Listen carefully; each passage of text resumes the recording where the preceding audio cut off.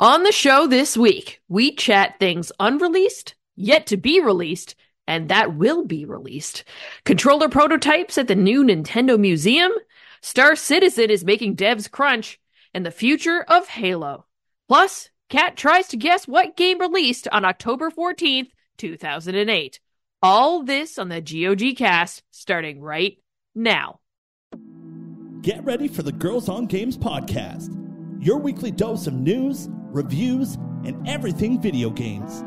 Always served with a good helping of hype and just a pinch of salt. And now, your host, Leah.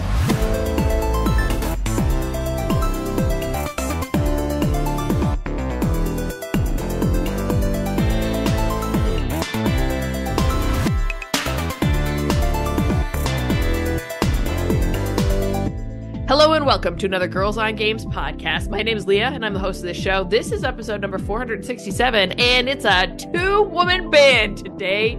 Catherine, how you doing? I'm good. Yourself? I'm good. I know she was a little under the weather, but that's okay. We wish her a swift and speedy recovery.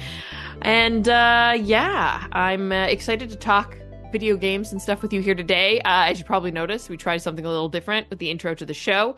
I hope you folks like it so you can figure out what the topic of the shows are going to be way sooner than listening through the music, though I do really like the music of our show. It's really good. It is. All right, let's get through some housekeeping before the crew check in. I'd like to remind you that if you enjoy this show, you can subscribe. It's available on Apple Podcasts, YouTube Music, iHeartRadio, Spotify, and Podbean. If you'd like to get some GOG merch, you can do that by going to designbyhumans.com/shop/girlsongames. Or maybe you'd like to give us a tip, maybe buy us a coffee. You can do that by going to our Ko-fi. That's ko-fi.com/girlsongames. Kat, what have you been at this week, girl? It was a pretty quiet week for me. Yeah. But on Sunday, so yesterday, we joined up for the last game of our campaign of Old Gods of Appalachia. Ooh. So, full campaign done, full story, as done by my Pascal. So it is, for those who haven't heard me talk in previous episodes or just don't know, it's a tabletop role-playing game based on the podcast. Old Gods of Appalachia uses the Cypher system, which is a system done by Monty Cook Games, Monty Cook of Dungeons & Dragons fame, that left and made his own setting-agnostic system, which makes it great for people to then take, I don't know, their favorite podcast about spooky shit happening somewhere in the United States and make a campaign out of it.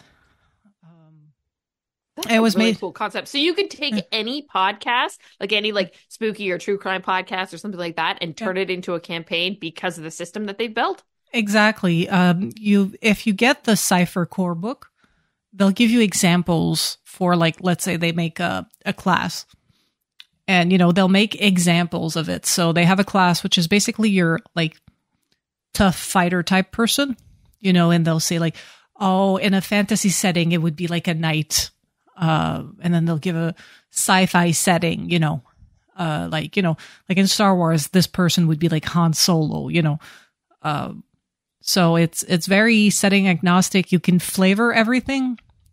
So there's, so like in Old Gods of Appalachia, the three classes were a glaive. No, it was a protector, a sage, and the other one is a speaker, I think. So essentially, in D&D terms, a fighter, a bard type person, and a spellcaster, sorcerer / type person. If you're in a sci-fi setting, you can flavor these things. So let's say you take the spellcaster, you can flavor them of just somebody having a lot of technology on them, or a force user, and for Star Wars. Right now, we finished this setting. Now we're going into Numenera, which is a setting done by the people who did the Cypher system, which is heavily, heavily influenced by Nausicaa, the Ghibli movie. So it is basically you're in the 9th age. So civilization has fallen 8 times. And you're basically the equivalent of the medieval times. sitting on top of all this technology. So imagine like Horizon Zero Dawn, except they have the previous civilization, but imagine it happened like 8 more times. So it's a sci-fi setting where people delve and scrounge up old technology, a la Fallout, a la Horizon, to live. And then you have like, but it's like, imagine like Horizon Zero Dawn happened, and then after that we had Star Wars happen, and then after that we had Fallout happen, and then after that we had Cyberpunk happen. So a lot of the technology you find, you're not just finding like microwaves. You're finding stuff that could travel through dimension, teleporters, things like that. So, but you're just like finding it. So in that setting, the more spellcasty types are people that can control that technology. And it makes it look like magic because some of it is like wireless. A bit like how Aloy has her focus and makes her seem like she can see the lights and talk to the light. Oh my God, she's a witch. And that's what you're going to play now, next? Yes, that's what cool. Because before it was Old Gods of Appalachia, if you listen to the podcast, it's about like mythical stories from that area. And a lot of it is like, like things like think Bigfoot a bit, like these legends that go through. But there's this whole folklore and there's whole background, and it ties into like, the stories also of the Native Americans from that area, and a lot of like the people that brought like voodoo and stuff, right, from the people like from that got displaced by the slave trading and everything like that. So it's very rich. So people that are actually spellcasters in this setting, they're basically grannies and witches. They can see the dead. They're like connected into like they call it the green, the power of the good power that connects like all life a bit. And that flavor comes from these stories, right? Cool. And it's a much simpler system compared to Dungeons and Dragons, compared to Pathfinder, compared to Call of Cthulhu, if you've played all these systems. This one is very much, it's not combat focused. There is combat, but the whole point of the system is doing more, like doing roleplay, doing exploring. And not everything can be solved with combat. And even combat is very, very simplified. And it's all in the theater of the mind. Like, we don't need a map and things like that. So it's very refreshing as somebody who's played a lot of Dungeons and Dragons to see something that is much simpler and can be anything. So I'm actually going to play 2 Numenera campaigns because my D&D campaign also ended. I'm sorry, it's been a hard week for everything. And instead of jumping into another D&D campaign, Pascal is going to do an online Numenera campaign with some of our friends from all over the place. So that one's going to be online. So I'm going to play that. And maybe after, I'll jump into a D&D campaign, because my friends were like, oh, but there's room for you if you want to play in the D&D campaign. You can play in both. I'm like, I also have an IRL game. So like, we play once a month or like once every 3 weeks. Like it's low frequency, but like I got podcasts to do every week. I got another game every week. I got to go to the gym. I got kickboxing class. I got to go to work. And busy lady. And of course, on top of all of that, the metro station near me fucking closed. What? Yes, so... Like permanent? Indefinitely. Why? And which one was it? So, the end of the Blue Line, Saint-Michel. Yeah. They've discovered a major failure in the structure. Like in the... I guess some of the pillars that hold it up. And they can't do the work for the extension of the Blue Line because they have to dig there. So they have to close the 2 previous stations, Fabre and Iberville, for them to be able to do the work. So they have to stop the trains at Jean Talon, which is a modular station. so that they can redirect, so their trains can turn around, basically. So now, and they're like, we're going to put buses like a shuttle bus that's going to go at the same frequency of the metro, but like half of the street, these stations are along Jean Talon East. Yeah. That street is completely busted right now because near where I am, they're building a bike lane. So half the street is busted up. And of course, the city of Montreal, they're going to dig something. They did some major waterworks. I think the holes fixed a few pipes and then put the holes over. And now they're repaving and doing the bike. So it's just a clusterfuck. And they're just going to add more buses on the road. So I was like, guess I'll walk. Getting your steps in, girls. Get your steps in. It's just, I'm kind of fucked because I was only doing like about 3 stations to go to work. And like my office is 15 minutes walk from any metro station. Mm-hmm. So I'm like, am I going to walk all the way to Jean Talon, like a 10 minutes to Jean Talon to do like 2 stations, to be 5 minutes, like 2 minutes in the train to save yourself? You might as well just keep walking. I might as well just keep walking. I was looking into maybe like Beaubien Street. They have a bus line that's frequent that they like, you show up, there's no schedule, they're just like buses on buses on buses. So I was thinking of maybe doing half of it in this bus and then walking the rest. If there's enough room on the bus, because they can be chaotic. And they can be full. Kat, that's annoying. Yeah. So this, like, it's going great right now. And all of this after my office was like, y'all got to come in 3 days a week. And I'm like, oh, okay. Oh, shit. You're going to have to give me grace for my commute because I am up Schitt's Creek. Yeah. Who would have anticipated that? That's crazy. Yeah. It's honestly, it is actually quite concerning. Yeah. To be honest, like something as glad that they found it in before some shit hit the fan. Yes. And I hope it like shocks the governments awake for them to understand that they need to fund public transit in general. Yeah.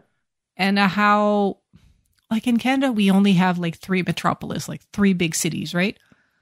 But they're very like cornerstones into Canada, into Canadian mobility, no matter what, even if you don't live there. Like you have to get in and out of these cities to like take an international flight for work, for whatever.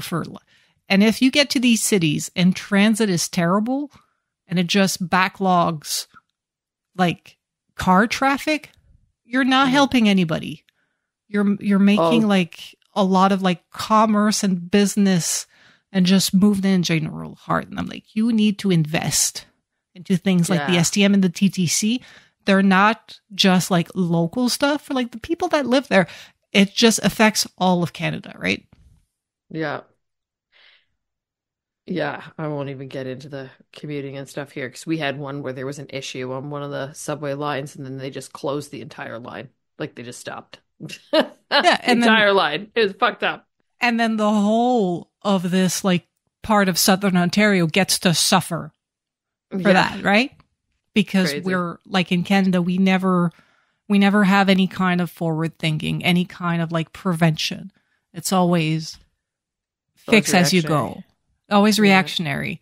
When if you look in places like in Europe, Africa, or Asia, they're always in advance to make sure that shit don't slow down. Yep. You gotta make it a priority and you gotta put money in it. And we don't do this here. Ain't that true? Yeah. Kat, I ended up going AFK this week too, or doing things in real life, and I may have started a problem. So Mike was away. And that means I'm watching a lot of YouTube by myself with the dog in bed. And the devices are definitely always listening. And one of the things that got fed to me on my YouTube For You page was learning how to play the Pokemon TCG. Oh my God. And I was like, I had been talking about it with my next door neighbor who made the board game that we had talked about, his wife is very much into and plays competitively the Pokemon card game, trading card game. And we were at an engagement party for our neighbor who lives 2 down, so next to them. And she and I were talking about it a bit, and I was asking a few questions and stuff. And definitely the devices fucking listen. They have to listen. Yeah. So anyways, this gets fed to me. I mean, it makes sense too, based on the stuff that I enjoy consuming on YouTube. So anyways, a few years ago, IGN did a partnership, I guess, with the Pokemon International, and they did 2 videos teaching you how to play the game. And one of them is very much like, he teaches you how to play the game and walks you through a real game match. And I was like, Jesus, I'm fucking into this now. So the other day, because we went and decorated out in our front yard for Halloween and knocked on our neighbor's door and said, hey, we're going to have, Mike has this little like tiny, it's called a solo stove. So we can have our own little fire pit in our little area. And we said, hey, we're going to have drinks and a fire later. Do you guys want to come out? So Char and Matt come out, and I say to Charlene, I'm like, so I watched a video on how to play. So I'm going to pick up some decks, and I'm going to learn. And she goes into her house and walks out and hands me 2 decks to try it out. So these are the World Championship decks 2023. She said these aren't ones that you can actually play in competitive play, because I guess there's some sort of rules around them. Yeah, it says Yokohama, Japan 2023 on both of them. Wow. And she gave me like the kits with dice and the pointers, and these are like the poison if you get poisoned or burned, and then there's a thing for flipping to see who goes first, or if you have like one of the cards where you have an attack and it's like flip a coin to see if it hits, right? And then there's like point counters and stuff. So Mike said he'd be game to learn. So then last night we sat down and watched that video again so that he would learn and I would get a refresher. And then we played and we were both very much into it. Definitely these decks have cards and stuff and like things that we haven't learned from what we saw in the YouTube video. But now I've downloaded the Pokemon TCG Live app on my phone because other people on Reddit said, hey, go and do like the beginning tutorials on that and see if you're into it. And then I started watching like what's the difference between all these different like booster packs and like box sets and all this kind of stuff. And I think I've created a monster. So yeah. Wow. It is incredible. Because this weekend, I think it's called Altered TCG. Yeah, that's what it is. So after we were finished, like our campaign of Oh Gods, like we ended at around 3:30. We had a bit of time like to putter around. So Alban was like, y'all want to learn about Altered? And it's basically a new trading card. And like the people that made it played a shit ton of Magic and Pokemon. And Pascal grew up playing a shit ton of Magic. So he taught them how to play, and Pascal and Harry played a game. And I think also the universe must have sent vibes your way. Because yes, like definitely. Like a good 90 minutes, Alba was geeking out about this game and everything and talking about it. So now I'm like wondering if Harry's over there like shopping for this. And I don't know like if Pascal was into it enough to start buying stuff. But I was like, oh, this reminds me of people playing Magic and Pokemon, and here you are. Yeah,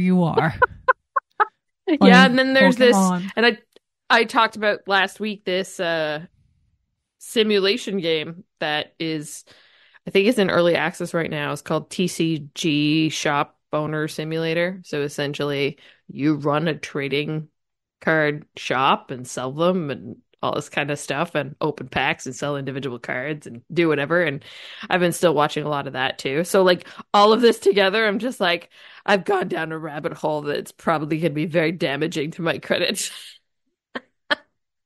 It is like you'll never financially recover from this. Honestly. No, never. Let's be financially responsible.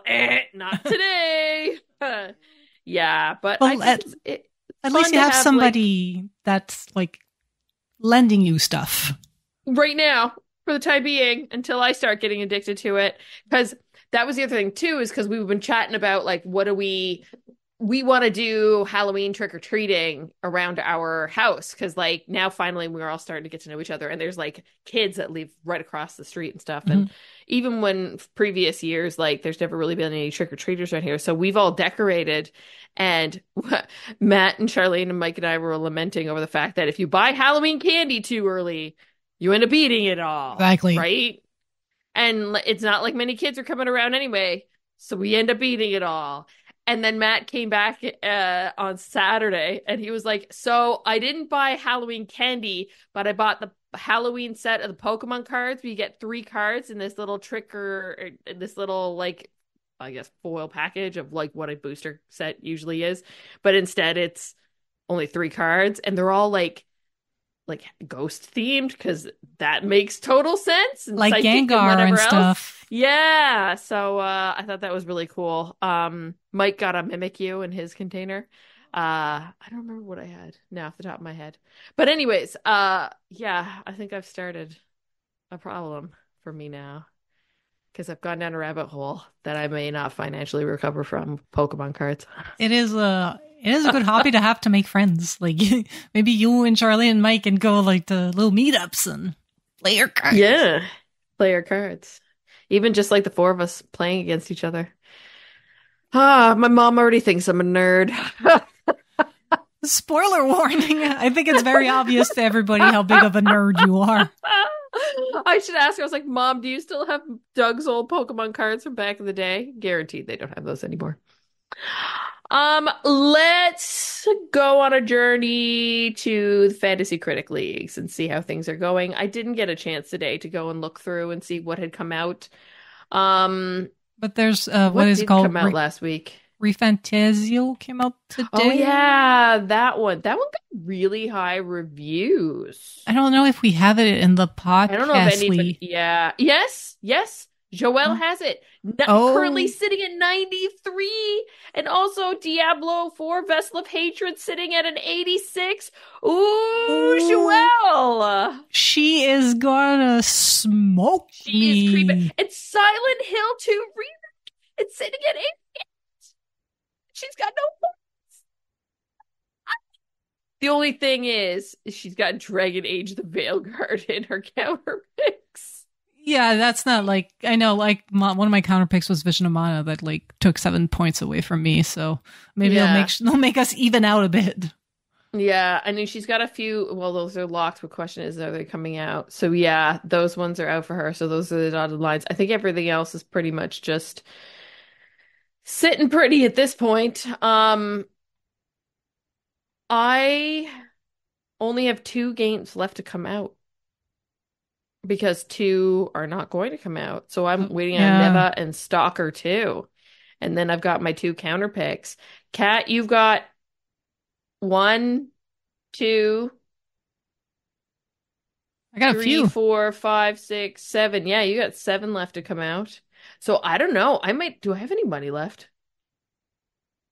Like $20 left. What kind of damage could I do for $20 with the 2 that I need to drop? That's the question.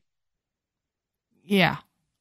But it's better than not having points. Like, I'm just shit out of luck because we put our minimum bids to $5 and I got $4 left. So I can't even I can't even drop Fantasy Life or Avowed. I just got stuck with the 0 points. Please, Dragon Age. Dragon Age, come through.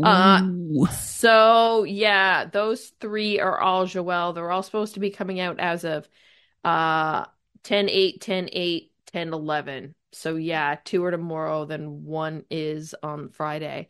Neva is on the 15th. Super Mario Party Jamboree is the 17th. Dragon Age is the end of the month. Kat, are you taking time off for Dragon Age? I can't. I had to take time. I had to take time out for a TTRPG chalet. So, choices. Okay, over to the Community League. So, Offshore Meteor is going to get some points for the Metaphor Refantasio, because that's in their list. Let's see. Silent Hill 2 Remake is with Zhang Pao right now. Dragon Ball Z Sparking !0. Oh my God, the names of some of these games. 82 and sitting with dot dots right now. Going over to who else got another dot dot? There's got to be somebody else with some dot dots. Apple Orchard, Stainsby Kingsby. He's got Diablo sitting at 86. And unfortunately, Nightingale, which was counterpicked by somebody, is sitting at 59. So it'd be counterbalance right there. And I think that is it. Oh, of course, Darth has counter pick of Nightingale at 59, so he's probably going to get some points on that. Interesting though, Hades. I guess Hades is technically not going to release, so 0 points for that. Yeah. Let me see if any history happened over the past week. Ooh, something. October 5th, Grumpy Grandpa Games, I'm pretty sure that's Phoenix. He picked up Teenage Mutant Ninja Turtles Mutant Unleashed with a bid of $3. Good stuff. So yeah, that's what's happening in the Fantasy Critic. Kat, how goes video games? Very good. I am deep into God of War Ragnarok. Honestly, it is like Jedi Survivor, where it's like, I know this game. I know this is going to be good, and you just kind of go with it. Shout out to them kind of like front loading a lot of like by the way, remember how you fight and stuff like this. And, you don't have to wait until half of the game to get your Chaos Blades. They're like, here you go. You got your axe. You got your shield. Got your Chaos Blades. Remember, fire, ice, throw shit around. Have fun. Kid will throw arrows. I'm like, cool. And yeah, the world is gorgeous. The story's pretty amazing. And like Jedi, they make very condensed. It's level based. They make condensed experience. It's about just being in for the ride with a few and extra puzzles. Survivor is a lot of like jumping puzzles and traversal. This one is a lot of just straight up puzzles. It's a bit weird to equate Kratos with like Link. But that's essentially what it is, right? You go around solving stuff. I think I played 4 hours this weekend. Started on Friday, spent most of Saturday afternoon playing, and did a bit on Sunday. So I haven't played today. Unfortunately, I had errands to run during my lunch break, so I didn't play. But I am hooked, and now I'm thinking that next weekend's a long weekend, and I'm not home. I can't play it. Are you going to the chalet for that, or are you going to visit family? I'm going to just to see my mom. Okay. The chalet's in November. Oh, okay. So I'm like, I gotta finish like God of War so that I'm ready for Veilguard. And in between, I can play Zelda like when I travel, like on the Switch. So I'm thinking that maybe I should charge the Switch and put Zelda on it. Because there's a good chance I'm going to my mom's alone. Do that. Yes. And she said Saturday night they have a concert. And they're going to the church village for somebody to play piano. And she's like, I forgot you were... I'm like, it's fine, Mom. We'll have dinner together. You're going to go to your concert. You're going to come back. I'm going to fall asleep on your couch with like the Switch on my face. It's fine. So if I'm alone, I will be playing Zelda. So you should do it. No peer pressure at all. None whatsoever. Yeah, not from I was here. like, Never. it's either that or I bring my iPad and I doodle some. But let's just be honest, I should be playing Zelda. So these are my gaming plans. However, I'm also not I'm very excited for Dragon Age, but I'm also not adverse to not playing right away, waiting, a week for them to patch it. Just saying. Build stability. Just in case. But I should pre-order it on Xbox. Honestly. I should get it. That's how you're going to play, not PC? Yeah. I prefer on console.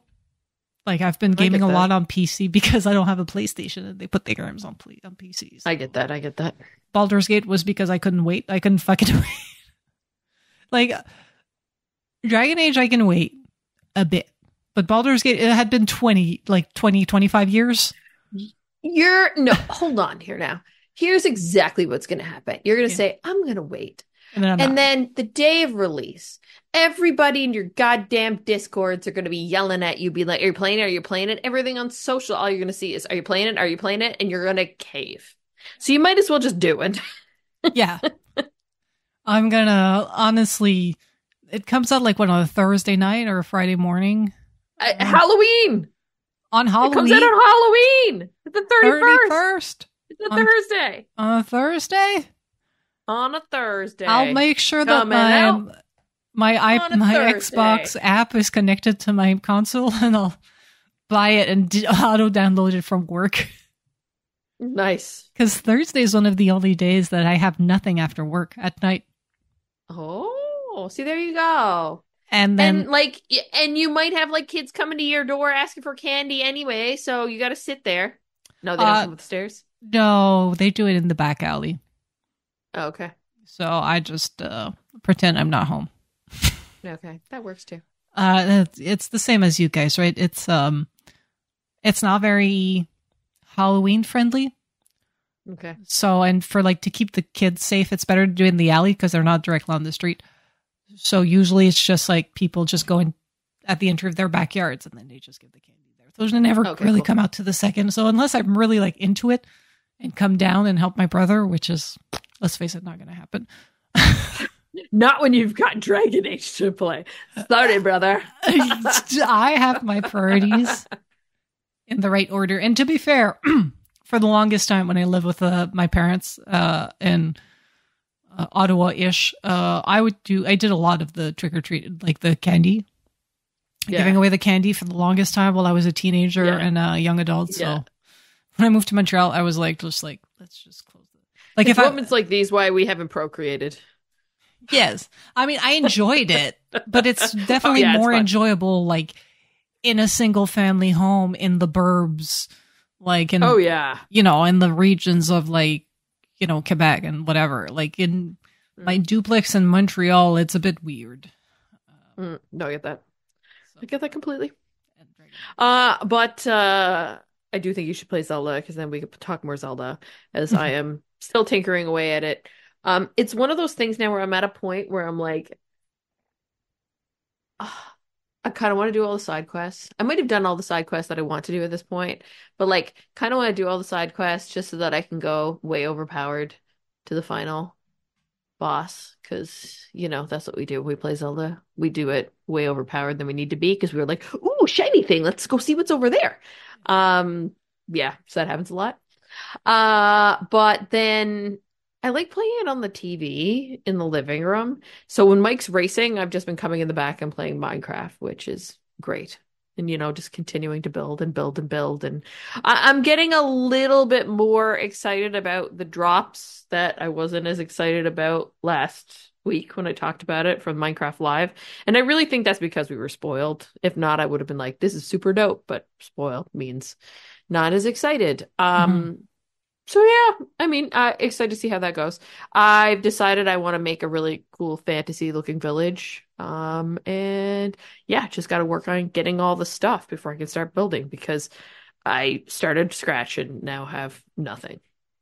Not even a diamond pickaxe. So here we go. And this is the game you're going to continue once the new drops come? I'm hoping to, yeah. So I'll go through that process of learning how to clear parts of the game so that it regenerates, because obviously when you get new biomes come out you have to regenerate bits and pieces. And I went far.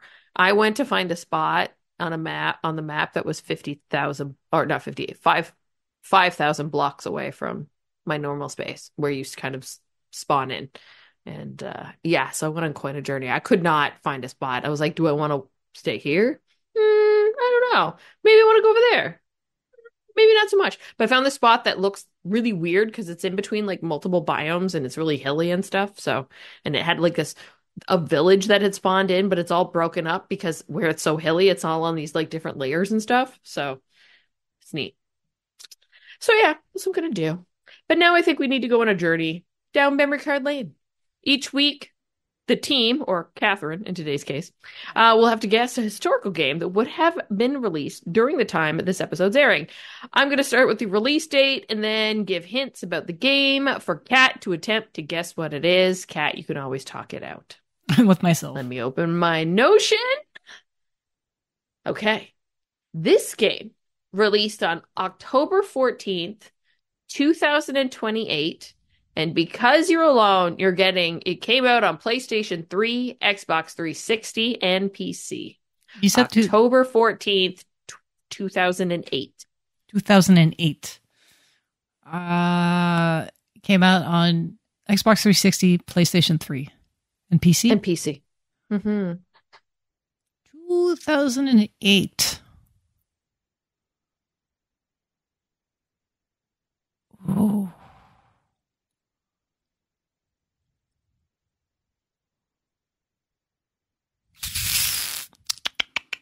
Multi-platform release in 2008. I'll take the next hint, please. It was developed by EA Redwood Shores, later known as Visceral Games. Oh, yeah, they were supposed to do that Star Wars that got canceled. Is it a Star Wars?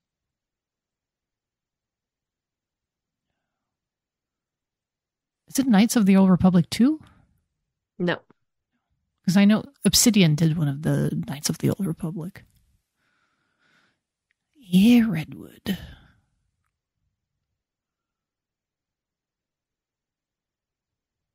I'll take the next hint, please. It is a third-person survival horror game. Survival horror, okay.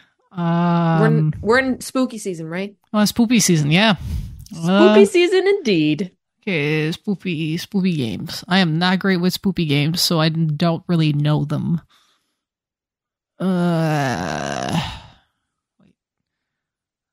Like the Resident Evil, they're done in Japan.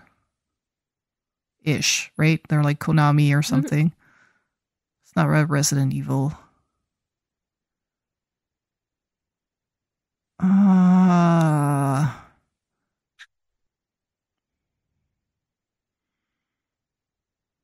One other hint. Yes, please. The game is about humans abusing nature. Humans abusing nature. Yeah. Sound okay.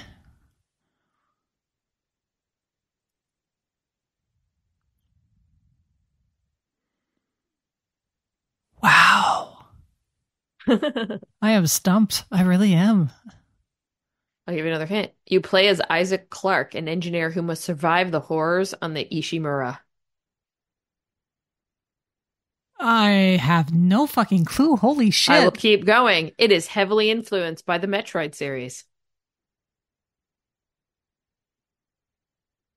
Heavily by Metroid? Oh, like the aliens. One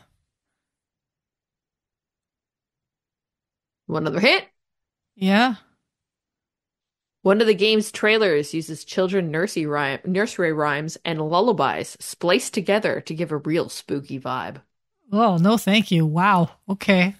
Oh god, is it that game that we played? Like Dead Space? It's Dead Space. Oh shit. Yeah, Dead Space was originally released on October 14th, 2008 for PlayStation 3, Xbox 360, and PC, developed by EA Redwood Shores, at the time, later known as Visceral Games. It's a third-person survival horror game. The game is about humans abusing nature. You play as Isaac Clarke, an engineer who must survive the horrors of the Ishimura. Sorry, I was always having a hard time saying that. Heavily influenced by the Metroid series, one of the game's trailers used children's nursery rhymes and lullabies spliced together to give it a really spooky vibe. There is no heads-up display. The game displays health, ammo, and other information directly on your character's suits and weapons, creating a more immersive experience. Instead of traditional firearms, you use mining tools like the plasma cutter and ripper to fight. Parts of the game feature zero-gravity environments. Severed limbs are used as weapons via telekinesis. Because, that's exactly what everybody needs. As a random limb being thrown at you. Yeah. The game was heavily influenced by classic horror films like Event Horizon, Alien, The Thing. There are over 50 different, unique, and disturbingly detailed ways to die in this game. From having your body repeatedly slammed into the ground until you look like a puddle of raspberry jello, to being decapitated and taken over by a severed sentient head. There are over 1,400 inhale and exhale audio files for the main character, and it's known for invigorating the horror genre of games on console, what at that time was more of a PC gaming thing. That's Dead Space. I've really I should have known this from earlier. I'm pretty sure as soon as you said the Ishimura, some people were like, Dead Space, screaming. I'm just I haven't played this game. Too spoopy for me, so. But I would have gotten it by the point about the no heads up display, because every time it talks about diegetic UI, Dead Space is the quintessential example of a game that does it great and that did it for a reason. Because sometimes they're oh, let's just do diegetic, but does it serve your game or the immersion? In the case of horror, it really does. Yeah. I remember when we started GOG and they had an Xbox 360 floating around at Showme, and the random few games that they had besides Rock Band, Dead Space 3 was one of them. Yeah. It wasn't the original one. I don't know if it was 2 or 3, but yeah, it was floating around the off. You know what? It could have been the original one, because didn't they re-release it, or no? I don't know, but because think about it. By the time you and I were working there, it might have been Dead Space 2, to tell you the truth. We have to look, but I don't think it was a newer version of Dead Space.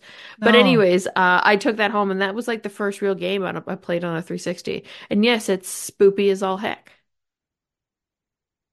Yeah. All right, let's take a wee break. Yes, I think Joelle would have had this one. She would have had it, yeah. Yeah. Let's take a wee break before we get into news of the week. And we're back with news of the week. Catherine, what do you got for us this week?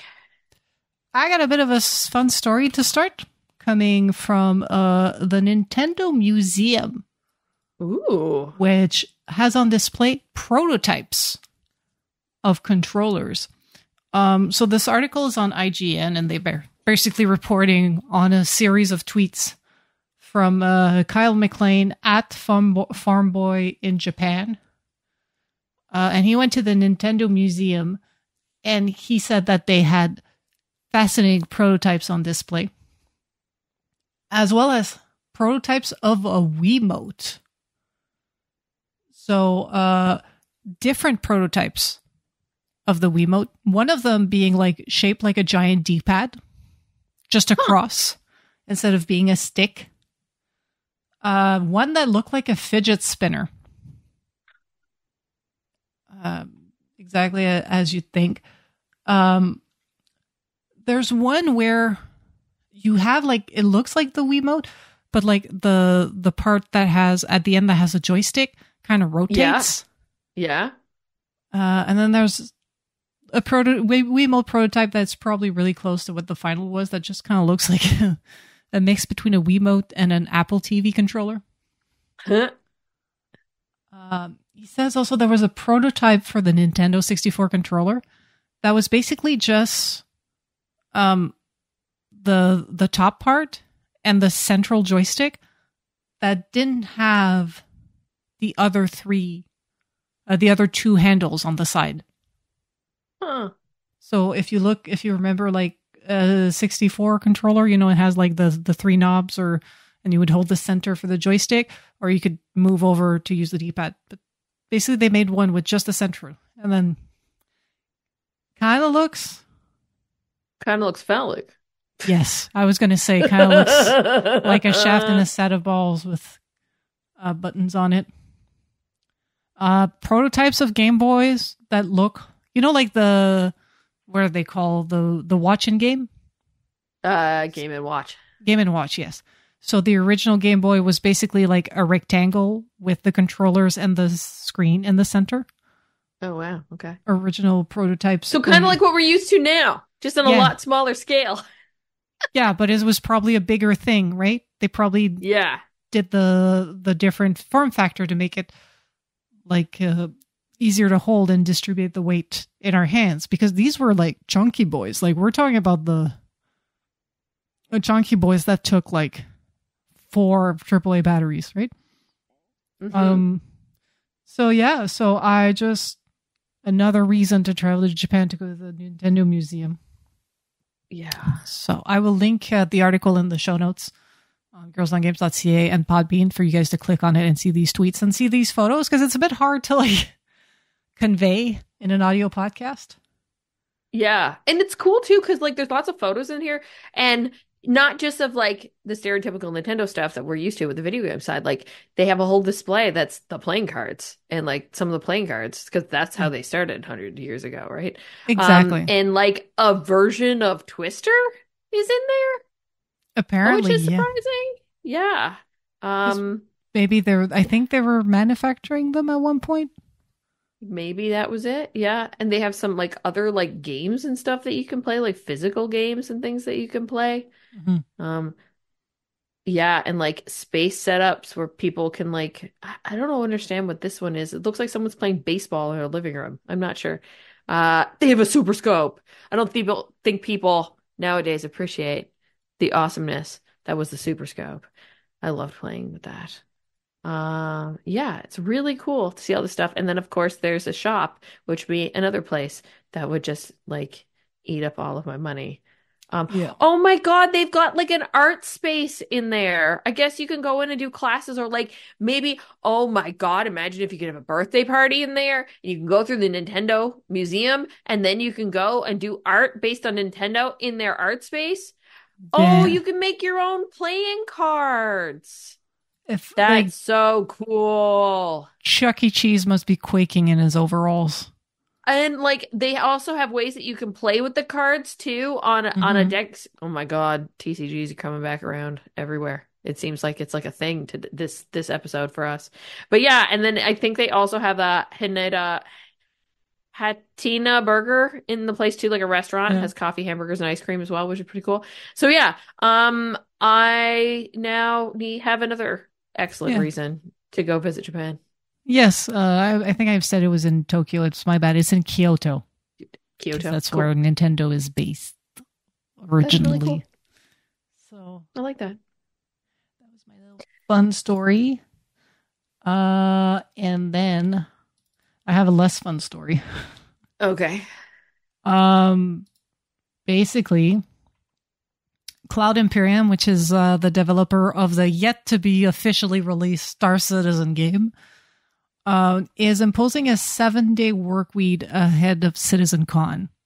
So basically asking their employees to work on site for 7 days so that they can crunch and get their content ready for CitizenCon.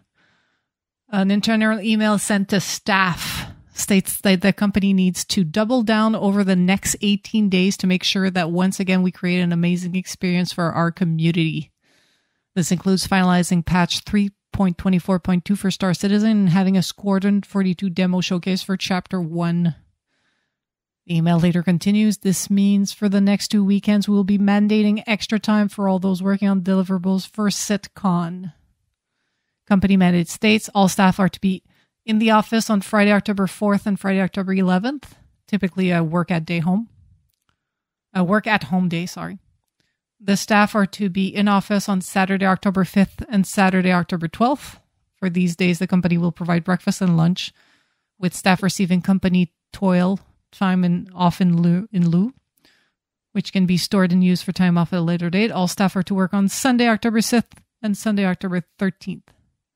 This can be a work at home day, but the company encourages people to be in office. And of course, it's going to be used in lieu.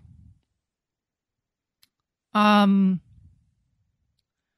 internal email sent in July reveals that Cloud Imperium Games pre-approved 12 hours of SQ42 toil per week for developers to meet CitizenCon deadline.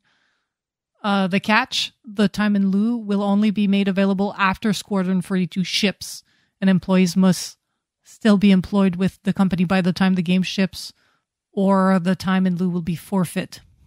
So they're basically crunching, and they're like, we're going to give you the time off after. But it's like so like full on, all strings attached. The email continues that UK employees need to be mindful of the hours they work and are asked to have 11 hours outside of work in each 24-hour day period. So essentially they were like, hey, if your local labor laws prevents us from doing this, I guess you're exempt. And of course, within reason, they have 24 hours. They have to at least let them go home and sleep. Yeah. Because that doesn't leave much time if you sleep 7 to 8 hours a night. Yeah. Exactly. Right? That leaves you, and then plus commuting time. Like, how about if you have other shit to do? Exactly. God forbid you have children that go to daycare or something. And of course, Insider Gaming reached out Cloud Imperiums for comment, and they were like, no thanks. Yeah, they're not going to say shit.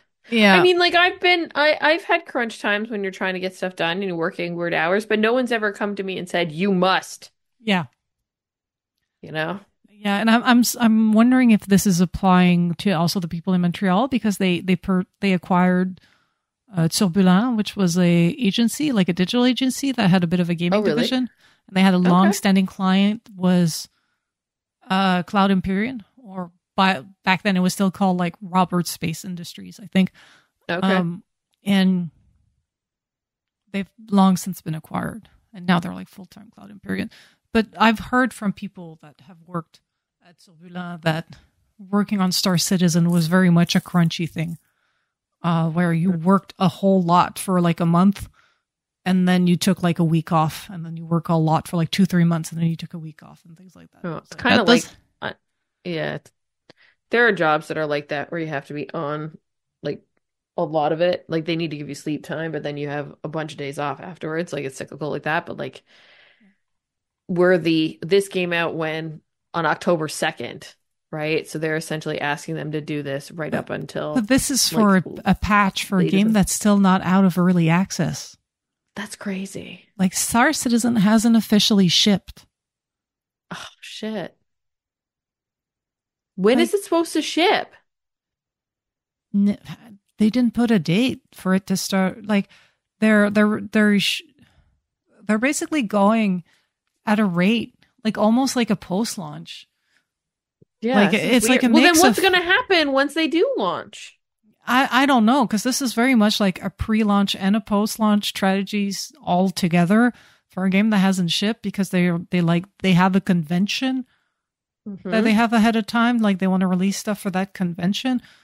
But all of this hoopla, like the equivalent of a BlizzCon for a game that hasn't shipped yet. This is why, like, this is where like I'm tripping a bit on the details. And like, okay, so,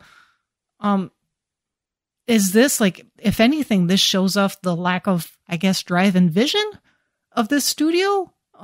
Yeah, it's weird. Because like even No Man's Sky fucking shipped. And they shipped, and they've had a post-launch strategy, and they're doing fine. Like, what are you doing? Like, what is this game? What is it about? When is it supposed to ship? Are you considered pre-access because you're like, we don't have everything. We don't have, like, I don't know, a single player. I don't do like No Man's Sky. Just ship whatever you got. Game has been in the wild in bits and pieces since 2013. Cloud Imperium Games began releasing parts of the game known as modules to provide players with the opportunity to experience gameplay features prior to its release. The most recent module, the Persistent Universe, made available for testing to pre-purchasers in 2015 and continues to receive updates. That is literally 9 years ago. Listen. Release the fucker. Even like, Skull and Bones shipped in the last 9 years, and they haven't. Like, this is ridiculous. I'm starting to think, like, what's going to ship first? Star Citizen or Beyond Goods and Evil 2? Like, we're gonna long-standing production, like, one against the other, like. But at least we can play Star Citizen now if you want to pay money for their early access. It's so weird. It's like, well, why not just like release. Well, I guess that's what they're doing. They're just not calling it the full game. Like this is the game. Honestly, at this point, just do like No Man's Sky. Do like any live game, like game as a service, whatever. Fucking launch whatever you got, and everything else is a post-launch strategy. Was there any live games in 2015 to this level? Like of what they were trying to in this like space simulation. I guess there must be first person I think shooters, not even like, because like Rainbow Six released in 2015, and when Rainbow Six released, they were still in a very much like Call of Duty type strategy where you just release a new game, and that's like they pivoted to just supporting the current game. Like somewhere in 2018, 2019, like when shit like, you Overwatch was launched, the idea of just a long-standing live game. So now like this idea is not like it probably wasn't an idea when they first started Star Citizen, but nowadays in the world of Minecrafts and Fortnites and Rainbow Six and everything like Elite Dangerous, there's no reason for them to not have officially shipped and then everything else is just an add-on or a DLC. Maybe they just don't have their monetization practice ready. I'm like, we're just selling ships.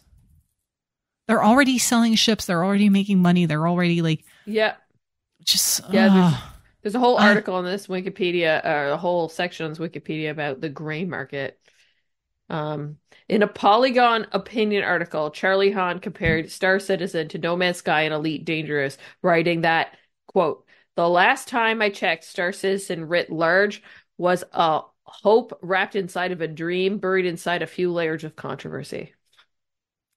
Sounds accurate. And now they're making people crunch, and the only thing stopping them from if they're paying people, because geez, apparently they made $700 million in crowdfunding. The salaries raised over must be $700 good. million as of May 2024.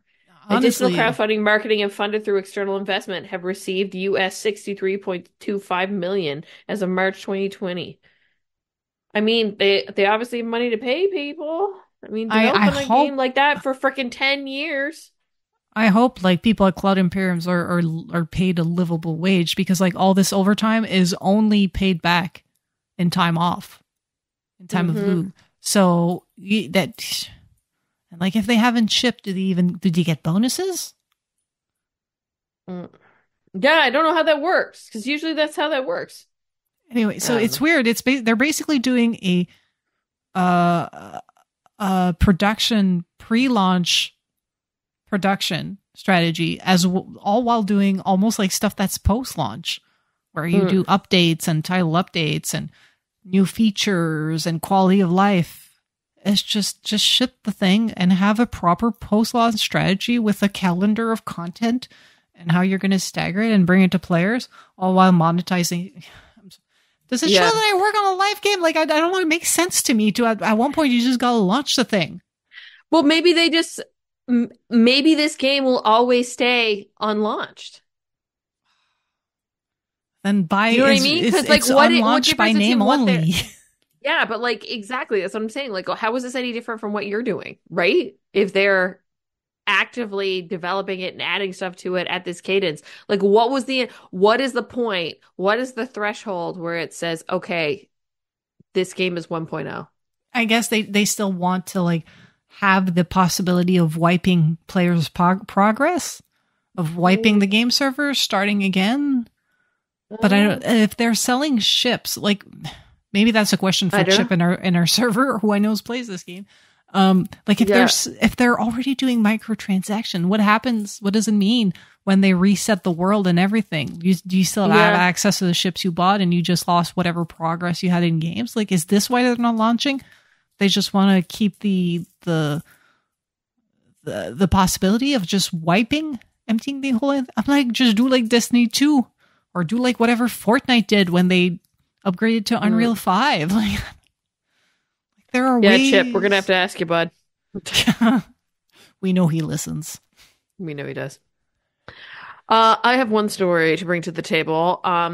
this weekend past on Sunday was the Halo World Championships.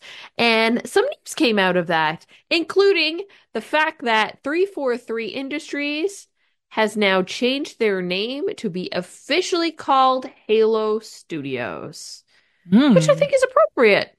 I think that's cool. They also announced that they are working on multiple new games. In addition, a newly rebranded studio says that all future projects will be developed on Unreal Engine, leaving behind the Slip Space engine utilized by Halo Infinite.